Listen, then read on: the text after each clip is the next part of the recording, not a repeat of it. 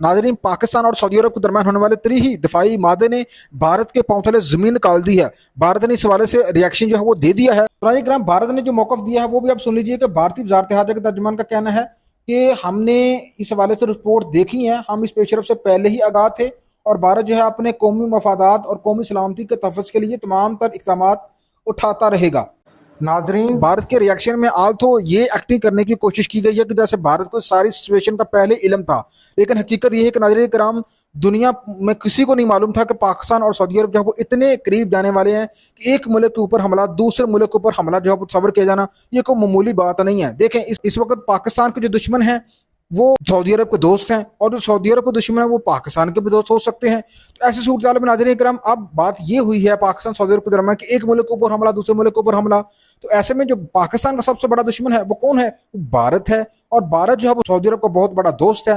ऐसी सूरत में कल को अगर भारत पाकिस्तान के ऊपर हमला करता है तो इसका मतलब है कि भारत ने पाकिस्तान के ऊपर ही नहीं बल्कि सऊदी अरब के ऊपर भी हमला किया है। तो ऐसे में भारत जो है वो अचानक सऊदी अरब की दोस्त की लिस्ट से निकलकर सऊदी अरब के दुश्मनों की लिस्ट में शामिल हो जाएगा। इस तरह से भारत जो है इससे सबसे ज्यादा मुतासर होने वाला मुल्क है। नाज़रीन कराम, पाकिस्तान और सऊदी अरब के दरमियान जो मादा हुआ है इसमें अगर कोई सबसे ज्यादा मुतासर होना है तो वो भारत ने होना है, क्योंकि अगर भारत पाकिस्तान के साथ उसके मामला बिगड़ते हैं तो भारत को कोई ज्यादा फर्क नहीं पड़ता, लेकिन अगर सऊदी अरब के साथ भारत के मामला ज्यादा बिगड़ते हैं तो ये सिर्फ सऊदी अरब के साथ नहीं बिगड़ेंगे। इसका मतलब ये होगा कि अलावा जो मिडल ईस्ट की दीगर अरब कंट्रीज हैं जैसे कि मुत्तहिदा अरब अमारात है, बहरीन है, कतर है और दीगर जो ममालिक है सुन्नी ममालिक, उनके ऊपर सऊदी अरब का अच्छा खासा असर रसूख है। यूं कह लीजिए कि सऊदी अरब जो है वो उनका एक सरदार है जिसकी वो बात मानते हैं, इन ममालिक के ऊपर सऊदी अरब की चलती है।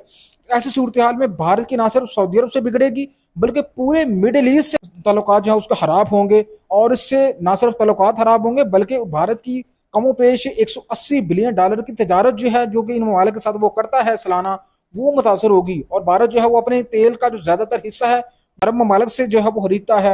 LNG वो कतर से खरीदता है, ऑयल है उसका 80% वो सऊदी अरब से खरीदता है। तो इससे वो भी बहुत बड़ी मात्रा में मुतासर होंगे। और सबसे बड़ी बात ये होगी भारत के लिए कि भारत की बहुत बड़ी तादाद में जो अवाम है वो इन ममालिक में नौकरियां कर रही है, जॉब कर रही है और कितनी बड़ी अमाउंट में जो है वो ज़र मुबादला भारत को भेजा जा रहा है।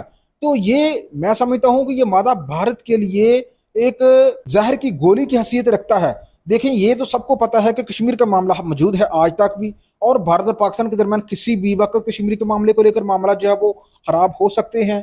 तो ऐसी सूरत हाल में अगर भारत दोबारा पाकिस्तान के ऊपर कल को दहशतगर्दी के वाक़े के बुनियाद पर हमला करता है तो भारत जो है पाकिस्तान के ऊपर हमला नहीं करेगा बल्कि भारत सऊदी अरब के ऊपर भी हमला करेगा। इस तरह से भारत जो है बहुत ज्यादा जो है वो इस मादे से अफेक्ट होने वाला है।